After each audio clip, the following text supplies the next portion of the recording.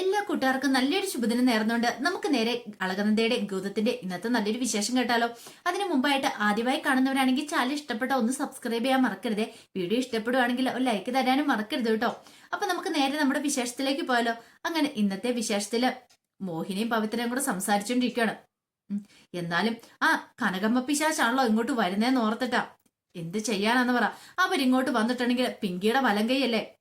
പിങ്കിക്ക് എല്ലാ കാര്യങ്ങളും പറഞ്ഞു പറഞ്ഞു ഓതി കൊടുക്കുന്ന അവർ ഒറ്റയൊരുത്തിയാന്ന് പറയാണ്. അപ്പൊ പിങ്കിനെ സഹായിക്കാനായിട്ട് വരുന്നതാണ് കനകമ്മ. പിങ്കി അവരും തമ്മിൽ ഒരു ബന്ധമുണ്ട്. കാരണം അന്ന് പിങ്കിക്ക് പ്രസവവേദന അനുഭവിക്കുന്ന സമയത്ത് ആ കനകമ്മയുടെ വീട്ടിലേക്കാണ്, അവിടെ വെച്ചാണ് ഡെലിവറി ഒക്കെ നടന്നത്. അപ്പൊ ആ ഒരു സ്ത്രീയാണ് കനകമ്മ. അപ്പൊ അവൻ അങ്ങോട്ടേക്ക് വരുന്ന കാര്യമാണ് പറയണേ. പക്ഷെ അവരെ ഈ പറയുന്ന മോഹിനിക്കോ പവിത്രയ്ക്കോ കണ്ണെടുത്താ കണ്ടുകൂടാ. കാര്യം അവര് വന്നിട്ടുണ്ടെങ്കിൽ ഇവിടെ നടക്കുന്ന ഓരോ കാര്യങ്ങളും പൊടുപ്പും തേങ്ങലും വെച്ച് പിങ്കിയോട് പറഞ്ഞു കൊടുക്കും. പിന്നീട് പിങ്കി അവനും ചേർന്നിട്ടാണ് പുതിയ പ്ലാനുകളൊക്കെ തയ്യാറാക്കുന്നത്. എല്ലാത്തിനും കൂട്ടു നിൽക്കുന്നത് അവര് ഒറ്റ ഒരാളെന്ന ചിന്തയാണ് പവിത്രയുടെ മോഹിനിയുടെ ഒക്കെ മനസ്സിലുണ്ടായിരുന്നത്. പവിത്ര പറഞ്ഞു അവരിങ്ങോട്ട് വരട്ടെ, ഈ തവണ വന്നിട്ടുണ്ടെങ്കിൽ അവർക്കിടെ നല്ല പണി തന്നെ ഞാൻ കൊടുക്കൂന്ന് പറയണം. മോഹിനി പറയും ഞാനും വെറുതെ വിട്ടുകൊടുക്കാൻ പോകുന്നില്ല. പിങ്കിയല്ലേ ഇപ്പൊ അധികാരം സ്ഥാപിച്ചിരിക്കുന്ന ഇന്ത്യവരത്തില്. പിങ്കി പറയുന്നതിന്റെ അപ്പുറത്തേക്ക് ഒരു കാര്യങ്ങളല്ലോ. കുടുംബകാര്യങ്ങളാണെങ്കിലും അതെ, ബാക്കി എല്ലാ കാര്യങ്ങളാണ് ബിസിനസ് കാര്യങ്ങളും എല്ലാം പിങ്കിയുടെ തലയിൽ കൂടെ അല്ലേ ഓടിക്കൊണ്ടിരിക്കുന്നത്. എല്ലാത്തിനും വളം വെച്ചു കൊടുക്കാനായിട്ട് ഇവിടെ ലക്ഷ്മിയേടത്തി അതുപോലെ തന്നെ അരുന്തേടത്തേക്ക് ഉണ്ടല്ലോ. അവരൊക്കെ അല്ലേ പറഞ്ഞു കൊടുക്കണ എല്ലാ കാര്യങ്ങളും പിങ്കിയോട് എന്നൊക്കെ പറയാണ്. അപ്പൊ പിങ്കിയാണ് അവിടുത്തെ കാര്യക്കാരി കണ്ടു കഴിഞ്ഞപ്പോ തന്നെ ഈ പറയുന്ന മോഹിനിക്കോ പവിത്രയ്ക്കോ അതൊന്നും സഹിക്കാൻ പറ്റുന്ന കാര്യമായിരുന്നില്ല. പിന്നീട് ഗൗതം പതിവ് പോലെ ഡ്യൂട്ടിയിലായിരുന്നു. ഈ സമയത്താണ് ഗൗതത്തിന്റെ ഫോണിലേക്ക് നന്ദൂട്ടന്റെ കോള് വരുന്നത്. അപ്പം ടീച്ചറുടെ ഫോണിൽ നിന്നാണ് നന്ദൂട്ടൻ വിളിക്കുന്നത്. പെട്ടെന്ന് ടീച്ചറിന്റെ ഫോൺ നമ്പർ ഉണ്ടപ്പം ഗൗതം ഒന്ന് പകച്ചു. ഇനി നന്ദൂട്ടൻ എന്തെങ്കിലും വയ്യായിക എന്തെങ്കിലും ഉണ്ടോ എന്നൊരു ടെൻഷൻ മനസ്സിലേക്ക് വരുവാണ്. പിന്നെ ടീച്ചർ വിളിച്ചിട്ട് പറഞ്ഞു അതെ ഞാൻ നന്ദുവിന് ഫോൺ കൊടുക്കാന്ന് പറയണം. അങ്ങനെ നന്ദുവിന് ഫോൺ കൊടുത്തപ്പം ഗൗതം ചോദിച്ചു എന്താ നന്ദോട്ടെ, എന്താ കാര്യം ഇരിക്കുന്നേ, എന്തേലും വിശേഷം ഉണ്ടോ, നീ എന്താ ഈ സമയത്ത് വിളിച്ചേന്ന് ചോദിക്കാം. ഞാൻ വെറുതെ വിളിച്ചാ, എനിക്ക് പപ്പേനെ കാണണം തോന്നി, നന്നായിട്ട് പപ്പേനെ മിസ് ചെയ്യാന്ന് പറയണം. ആണോ, അത് കുഴപ്പമില്ല, 2 ദിവസം കഴിഞ്ഞാൽ മോനും കൊണ്ട് വരാലോന്ന് ചോദിക്കാം. അത് ശരിയാ, പക്ഷെ എനിക്ക് പപ്പ ഇല്ലാത്തോണ്ട് ഒരു സുഖം ഇവിടെ ഇല്ലെന്ന് പറയാം. മോൻ അടിച്ചു പൊളിക്കാൻ പോയേക്കല്ലേ, മോന്റെ ആഗ്രഹം പോലെയല്ലേ മോൻ അങ്ങോട്ടേക്ക് പോയേക്കുന്നേ. അവിടെ സന്തോഷത്തോടെ നിൽക്കും. സ്പോർട്സ് മീറ്റ് പങ്കെടുക്കാനല്ലോ, സ്പോർട്സ് മീറ്റ് കാണാനല്ലേ പോയിരിക്കണെന്ന് പറയാം. അത് ശരിയാ, അല്ല അവിടെ ഫ്രണ്ട്സിനെയൊക്കെ കിട്ടിയെന്ന് ചോദിക്കും.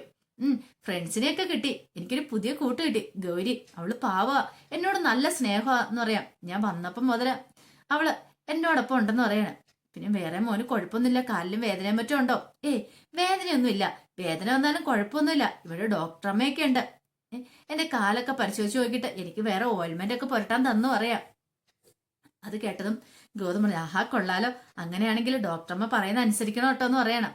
പിന്നെ അറിയാലോ അധികം ഓടാനും ചാടാനും ഒന്നും പോയേക്കല്ല, കാലിന് വയ്യാത്താണ്, എവിടെയെങ്കിലും തട്ടിത്തടഞ്ഞ് വീണിട്ടുണ്ടെങ്കിൽ കാലിന് മുറിവ് പറ്റും, പിന്നെ മോനക്കിടന്ന കിടപ്പിൽ തന്നെ കിടക്കേണ്ടി വരും. അങ്ങനെയൊന്നും ഉണ്ടാകത്തില്ല പാപ്പ, ഞാൻ നോക്കിക്കോളാന്ന് പറയാം. പിന്നീട് പറഞ്ഞു അതെ മോ സുഖമായിട്ടിരിക്കണം ഒക്കെ പറഞ്ഞുകൊണ്ട് അങ്ങനെ ഒക്കെ കുറെ സമയം സംസാരിച്ചിട്ടാണ് ഫോൺ കട്ട് ചെയ്യുന്നത്. ഫോൺ കട്ട് ചെയ്ത് കഴിയുമ്പോഴത്തേനും ഗൗതത്തിന് വല്ലാത്തൊരു വിഷമമായി പോയി. അവനെ കാണണമെന്ന് തോന്നുവാണ്. കാരണം നന്ദയും കുഞ്ഞും പോയതിനു ശേഷം അവൻ തന്റെ അരികിലുണ്ടായിരുന്ന സമയത്ത് മാത്രമാണ് താൻ സന്തോഷിച്ചത്. അവനെ ദത്തെടുത്തില്ലായിരുന്നെങ്കിൽ ഒരുപക്ഷെ തന്റെ ജീവിതം എവിടെ എത്തിത്തീർന്നേനും. അത് ചിന്തിക്കാൻ പോലും പറ്റുന്ന കാര്യമായിരുന്നില്ല. ഇപ്പം താൻ അവനെ കാണുന്ന സ്വന്തം മോനെ പോലെയാ. തന്റെ അച്ചൂട്ടനുണ്ടായിരുന്നെങ്കിൽ ഇപ്പൊ ഇത്ര ആയാനം. അപ്പൊ ആ ഒരു ഇതിലാണ് അവനെ വളർത്തുന്ന പോലും. അച്ഛനും അമ്മയും എല്ലാം ആയിട്ട് താനും പിങ്കിയും കൂടെ തന്നെ നിൽക്കുന്നുണ്ട് അവനോടൊപ്പം. പിങ്കി തന്റെ ഭാര്യ അല്ലെങ്കിലും സ്വന്തം അമ്മയെപ്പോലെ തന്നെയാണ് അവനെ കരുതുന്നു. അതൊക്കെ ഓർത്തു കഴിഞ്ഞപ്പോഴത്തേനും ഗൗതത്തിന് കണ്ണും അറിയാതെ നിറഞ്ഞു വരുവാണ്. ഈ സമയം ഗൗരിയും നന്ദയും കൂടെ വീട്ടിലേക്ക് വന്നു. വീട്ടിലേക്ക് വന്നു കഴിഞ്ഞപ്പോ ഗൗരിക്ക് ആകെപ്പാടെ പറയാനുള്ള ഒരേ ഒരു കാര്യം എന്ന് പറഞ്ഞാൽ നന്ദൂട്ടിനെ കുറിച്ച് മാത്രമായിരുന്നു. വാദവരാതെ സംസാരിച്ചോണ്ടിരിക്കുക. ഗൗരി പറഞ്ഞു എന്താ വന്നപ്പോ അത് തുടങ്ങിയതാണല്ലോ, നന്ദൂട്ടൻ പുരാണെന്ന് ചോദിക്കണം. എനിക്ക് ഭയങ്കര ഇഷ്ടപ്പെട്ടു, പാവം അവന്, ആള് മിടുക്കനാന്ന് പറയാണ്. ഇത് കേട്ടോണ്ടാണ് നളിനി അങ്ങോട്ട് വരുന്നേ. നളിനി പറഞ്ഞു ആഹാ ഗൗരിക്കുട്ടി ഇന്ന് ഭയങ്കര സന്തോഷത്തിലാണല്ലോ. അത് പിന്നെ ആന്റി എനിക്ക് നല്ല സന്തോഷമുണ്ട്, എനിക്ക് പുതിയൊരു കൂട്ട് കിട്ടിയിട്ടുണ്ട്. ഞങ്ങളുടെ അവിടെ സ്പോർട്സ് മീറ്റിന് വന്ന ഒരു കുട്ടി, അവന്റെ പേര് നന്ദു എന്നാന്ന് പറയാം. അവന് എന്റെ ഒപ്പം ചേർന്നു, അവനും ഇഷ്ടമാ എന്നോടൊപ്പം കളിക്കാനൊക്കെ ആയിട്ട്, ഞാനും അവനോടൊപ്പം കൂട്ടുകൂടിയെന്ന് പറയാം. ഇത് കേട്ടപ്പം നളിനി പറഞ്ഞു ഈ പറയുന്ന നന്ദു ആള് കൊള്ളാലോ, അവൻ ഒറ്റ ദിവസം കൊണ്ട് ഗൗരിയുടെ മനസ്സങ്ങോട്ട് മാറ്റിയെടുത്തല്ലോ. ഗൗരി പെട്ടെന്നൊന്നും ആരുടെ മുന്നിൽ അങ്ങനെ ചെന്ന് ഫ്രണ്ട്ഷിപ്പിനൊന്നും തയ്യാറാകുന്നതല്ല. ഇങ്ങനെ തയ്യാറായിട്ടുണ്ടെങ്കിൽ അവനാളൊരു കേമൻ തന്നെയാന്ന് പറയാണ്. ഇത് കേട്ടതെന്ന് നന്ദ പറഞ്ഞു. ആളും എടുക്കണ, പക്ഷെ അവന്റെ കാലിന് വയ്യാന്ന് പറയാണ്. കാലിന് വയ്യ, അതെന്ത് പറ്റി? അവളുടെ കാലിനൊരു ഫ്രാക്ചർ പറ്റിയിട്ട് കാല് അങ്ങനെ നടക്കാൻ പറ്റില്ല. അവൻ സ്പോർട്സ് മീറ്റ് കാണാനായിട്ട് വന്ന ആളും എടുക്കനാന്ന് പറയാ. അല്ലെങ്കിൽ പിന്നെ എന്റെ ഗൗരിമോളുടെ മനസ്സ് ഗൗരവെന്ന് ചോദിക്കുക. പിന്നീട് ഗൗരിയോട് പറഞ്ഞു, ബാ ഫുഡ് എടുത്തു തരാന്ന് പറയണം. അങ്ങനെ ഗൗരിക്ക് കൊണ്ടുപോയി ഫുഡൊക്കെ എടുത്തു കൊടുക്കണം നന്ദ. പിന്നീട് നന്ദ പറഞ്ഞു, ദേ ആ മോന് വയ്യാത്ത ആ മോന്റെ കാര്യങ്ങള് ഗൗരി നീ നോക്കണമെന്ന് പറയാം. അത് പിന്നെ പറഞ്ഞു തരേണ്ട കാര്യമുണ്ടോ അമ്മേ? എനിക്ക് അവനെ ഭയങ്കര ഇഷ്ടമാണ്. അത് മാത്രല്ല, ഞാൻ അവനോട് കൂട്ടുകൂടാൻ കാര്യം എന്താണെന്നറിയാവോ? എന്താ? ഇന്ന് അവന്റെ 2 ഫ്രണ്ട്സ് അവനെ തള്ളിയിട്ടു. എനിക്കത് സഹിക്കുവോ? ഞാൻ അവന്മാരോട് പോയി വഴക്കുണ്ടാക്കിയെന്ന് പറയാം. ആഹാ, അപ്പൊ അതിനിടയ്ക്ക് ഇതൊക്കെ നടന്നു അല്ലേടി വിരുതി, നീ ആള് കൊള്ളാലോന്നൊക്കെ നന്ദ കുഞ്ഞിനോട് പറയാണ്. പിന്നീട് അവരങ്ങനെ സംസാരിച്ചുകൊണ്ടിരിക്കുന്ന സമയത്ത് നന്ദയുടെ ഫോണിലേക്ക് ഒരു കോള് വരുവാണ്. അത് സ്കൂളിൽ നിന്ന് ടീച്ചറായിരുന്നു വിളിച്ചത്. കാരണം ടീച്ചർ വിളിച്ചിട്ട് നന്ദൂട്ടന്റെ കാര്യത്തെക്കുറിച്ചാണ് പറഞ്ഞത്. കാരണം നന്ദൂട്ടൻ ഒന്ന് വീണ് ചെറുതായിട്ട് കാലിനൊരു മുറിവ് പറ്റിയിട്ടുണ്ടെന്ന് പറയാണ്. ഇത് കേട്ട് കഴിഞ്ഞപ്പോഴത്തേനും പെട്ടെന്ന് നന്ദ പറഞ്ഞു, ഒരു കാര്യം ചെയ്യാം ടീച്ചറെ, അവൻ ഇങ്ങോട്ട് വീട്ടിലേക്ക് കൂട്ടിക്കൊണ്ട് പോരാൻ പറയണം. അല്ല ഡോക്ടറെ, വീട്ടിലേക്ക് കൂട്ടിക്കൊണ്ട് വന്നിട്ടുണ്ടെങ്കിൽ അതിനുള്ള കാര്യങ്ങളൊക്കെ വീട്ടിലുണ്ടായിരിക്കുമോ? അതൊന്നും കുഴപ്പമില്ല, അത്യാവശ്യം ഫസ്റ്റ് എയ്ഡും കാര്യങ്ങളൊക്കെ വീട്ടിലുണ്ട്. അവനെ ഇങ്ങോട്ട് കൊണ്ടുവന്നേക്കാൻ പറയണം. അവന്റെ കാര്യങ്ങൾ ഞാൻ നോക്കിക്കോളാം എന്ന് പറയാം.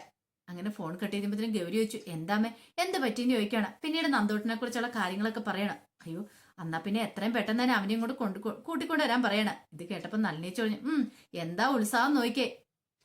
കൂട്ടുകാരൻ്റെ ഇത് വന്നു കഴിഞ്ഞപ്പോഴത്തേനും ഗൗരിക്കയുടെ ടെൻഷൻ കണ്ടോന്ന് പറയണം. അങ്ങനെ കുറച്ച് സമയം കഴിഞ്ഞ് കഴിഞ്ഞപ്പോഴത്തേനും നന്ദൂട്ടനെയും കൊണ്ട് ടീച്ചർ നന്ദയുടെ അടിയിലേക്ക് വരുവാണ്. അങ്ങനെ വന്നു കഴിഞ്ഞപ്പോഴത്തേനും നന്ദൂട്ടിന്റെ കാല് നിലത്ത് കുത്താൻ പറ്റുന്നുണ്ടായിരുന്നില്ല.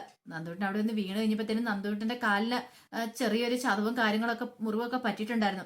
പിന്നീട് നന്ദുവിനെ കോരി എടുത്തോണ്ട് നന്ദ അകത്തേക്ക് പോവാണ്. അങ്ങനെ അകത്തുകൊണ്ടേ ഇരുത്തിയിട്ട് ചോദിച്ചു, എന്ത് പറ്റിയതാ മോനെന്ന് ചോദിക്കണം. അതെ, ഞാനൊന്ന് വീണതാ ഡോക്ടറമ്മയെന്ന് പറയണം. അത് സാരമില്ല കേട്ടോ, ഇപ്പൊ തന്നെ ഞാൻ ശരിയാക്കി തരാം. മോന് വേദനിക്കുന്നുണ്ടോന്ന് ചോദിക്കാം. ഇല്ല, കുഴപ്പമൊന്നുമില്ല എന്ന് പറയാം. പിന്നീട് നന്ദുവിന്റെ ആ കാലയില് അവിടെ ഡ്രസ്സ് ചെയ്ത് ഒക്കെ വെക്കുവാണ്. ഈ സമയം ടീച്ചറോട് പറഞ്ഞു, ഒരു കാര്യം ചെയ്യാം, ടീച്ചർ പോയിക്കോ, ഇന്നൊരു ദിവസം ഇവനിവിടെ നിൽക്കട്ടെ എന്ന് പറയാം. ടീച്ചർ പറഞ്ഞു, അല്ല അത് ഡോക്ടർക്ക് ബുദ്ധിമുട്ടാകത്തില്ലേ? കുഴപ്പമൊന്നുമില്ല, ഇനിയിപ്പോ രാത്രിയിൽ എന്തെങ്കിലും ആവശ്യം വന്നാലോ ഞാൻ ഇവിടെ ഉണ്ടല്ലോ എന്ന് പറയാം. അങ്ങനെ ടീച്ചർ തിരിച്ചു പോവാം. നന്ദുവിന് ഭയങ്കര സന്തോഷമായി. അതോടൊപ്പം തന്നെ ഗൗരിക്കും.